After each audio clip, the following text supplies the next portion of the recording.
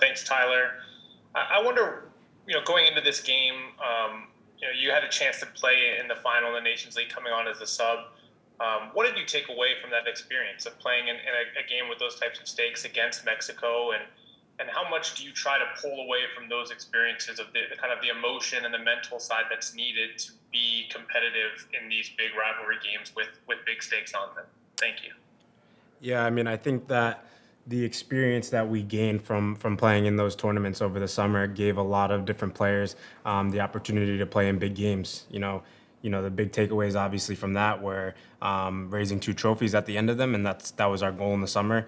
But at the end of the day, those trophies don't mean anything to us now moving forward into this game because we have a World Cup on the line. So we've progressed well in the past couple of games. We've had a lot of different learning experiences, but a lot of different guys are going to be ready to go for this opportunity. Next will be Ron Blum from the Associated Press. Hi, Tyler. Looking at the U.S.-Mexico games from what you've seen and played in the Nations League, comparing them with a Champions League game or a Bundesliga game, how is the physicality and the intensity different, and how is it the same? Yeah, those games are very, very similar.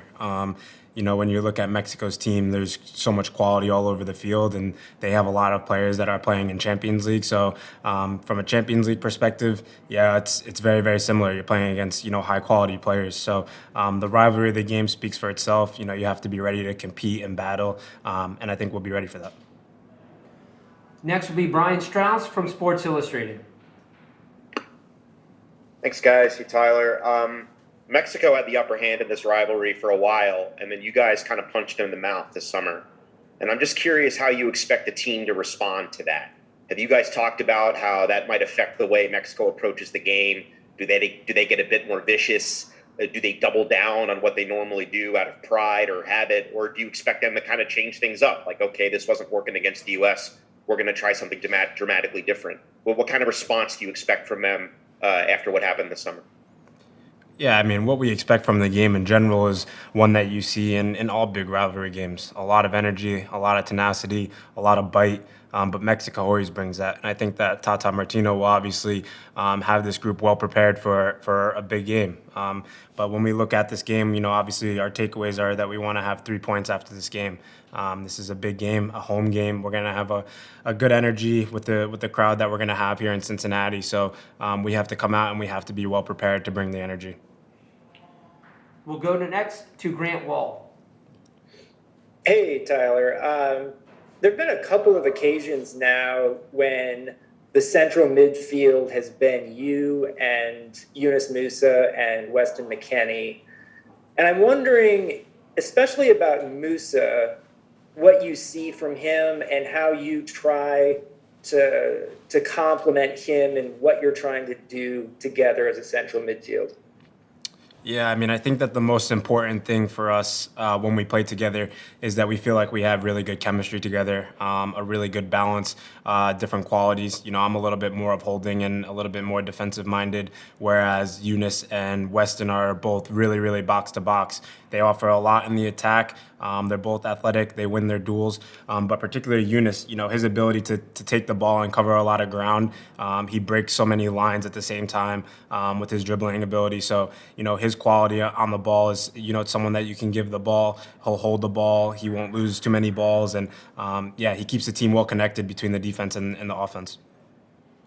Next will be Jonathan Tannenwald from the Philadelphia Inquirer.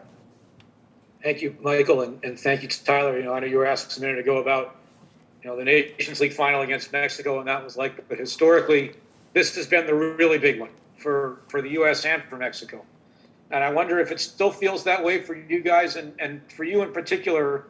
When you were growing up, watching this game on TV or whatever it might have been, what was it like, and what's it going to be like to be out there on the field playing in it?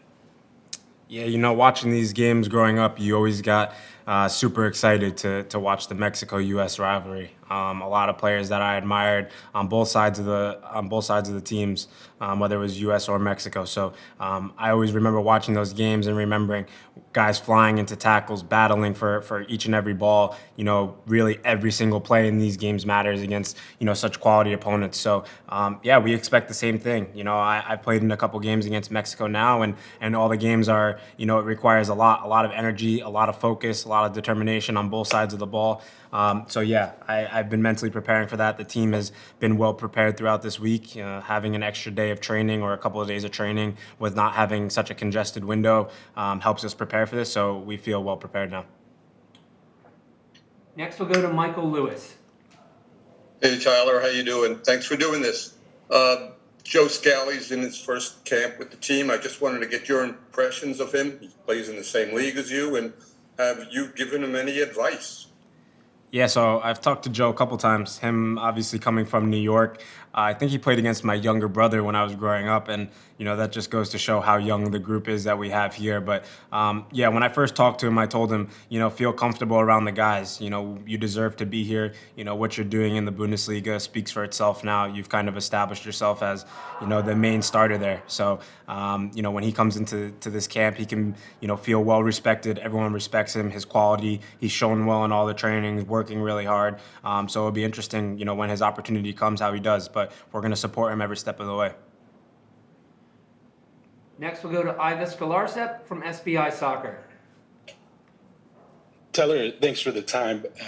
Obviously, through your career, you've been known for one of the strengths of your game is your ability to press and disrupt opponents. As a team, this U.S. team has seemed to improve in that regard, and there are more players coming in who kind of thrive on that, and that's a big part of their game.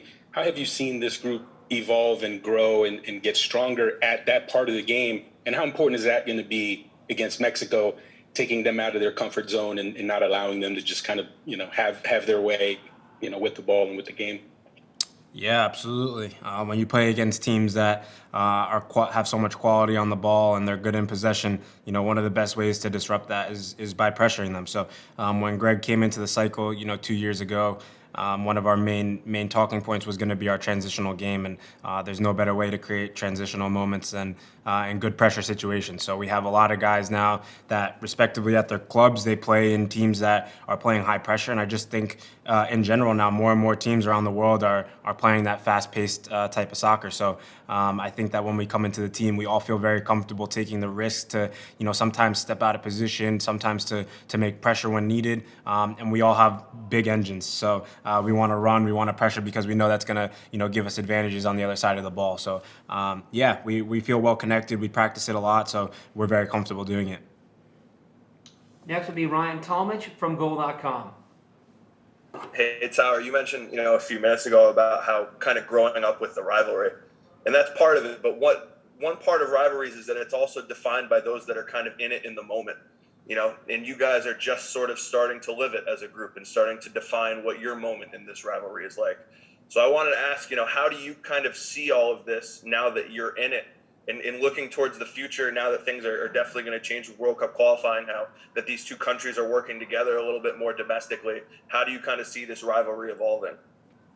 Yeah, I mean, I think it's evolved a lot, not only with the national teams, but in general when you play against Mexican teams from Liga MX and the CONCACAF Champions League. There was always a rivalry. I remember playing a couple times against Mexican teams, and you always feel that little bit of extra bite and grittiness. So yeah, I think that moving forward, yeah, we don't want to look too far towards the future. The most important thing is winning these home games that we have here, and the next one happens to be against Mexico. Next will be Emily Olson from USA Today. Thanks, Michael. Hi, Tyler. I want to ask you a little bit about your leadership roles in games like this. Through the week, players have been describing this as it's going to be a dogfight. It's going to be physical. There's going to be a lot of just energy. So from a leadership standpoint, can you describe kind of what's needed to be done as one of the players that is seen as a leader on the field? Yeah, absolutely. I mean, I think in the biggest of games, a lot of times it can become very emotional. And the best thing to do is be able to control each other, keep each other out of sticky situations. And you want to be edgy, but there's a certain line that you don't want to cross, because not only can it hurt the team in the long run, but in the moment you feel like you're doing the right thing, but sometimes you're not. So we need to keep each other level-headed at the end of the day. And I think that when we can do that and we can control the game from an emotional standpoint, then the football part of it will speak for itself.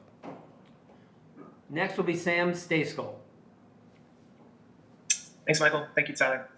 Tyler, the previous two games against Mexico, one that you were involved in, one that you weren't in the Gold Cup, were both very open, very fast-paced. What are you anticipating from that tomorrow? Do you think this is going to be kind of like just super fast-paced, intense kind of match similar to those? And how do you think that stacks up for you guys from a personnel and skill set standpoint? Yeah, I think it will be, very, very fast-paced. I think we're going to need to be prepared to play under pressure, sometimes play in their end a little bit more often. But I think at the end of the day, what we learned from the couple of past games that we've played against them is it's a transitional game. You have to be ready on both ends of the ball to react quickly, not only when you lose the ball to be organized, but offensively to take our chances. Sometimes the best way to score goals is right after you win the ball. So we're going to have to be smart in that sense as well. Next will be Claudio Villalobos. Thank you, Michael. Tyler, obviously there's so many things going positively for the United States after last World Cup qualifiers. And one of the things that comes to mind is the fact that there is no question that the U.S. Played a lot of games at home as a visitor previously because of the stadiums that you guys would have to play Mexico, obviously for obvious reasons. Have you guys talked about the fact that looking at Cincinnati and the nice new stadium and the fact that the crowd will be mostly yours tomorrow, how that will come into play, especially in games against Mexico? Yeah, absolutely. I mean, I think a lot of times when we look at the last World Cup qualifying cycle compared to this one, a lot can change in 4 years. And to look at the amount of soccer-specific, beautiful stadiums that we have the opportunity to play in now for this qualifying cycle, a lot of them are U.S. pro fan crowds. So, playing in the stadiums like Columbus, being able to play in places like Cincinnati, we're very, very fortunate. Even when we had one of our last games in Austin, the fan bases help us so much. They give us sometimes that, that extra motivation, that extra push that we need in the toughest parts of the games. And, relying on the crowd for energy sometimes is something that you need. So we're very fortunate to be able to play in, beautiful stadiums and have a great fan crowd. Last question for Tyler comes from Sergio Trevino from Fox Sports. Thank you, Michael. Sergio Trevino from Fox Sports Mexico. Tyler, what do you think is the greatest virtue of Mexico's team? Yeah. Oh, I thought you froze. Sorry. Yeah, I think that one of the best things about their team is how organized they are. I've had the opportunity to be coached by Tata Martino when I was in the MLS at the All-Star game, and listening to some of his ideas and the way that he views football. He's a very intelligent coach, and I think that his team will be very well organized, and I think that's one of the best attributes they have.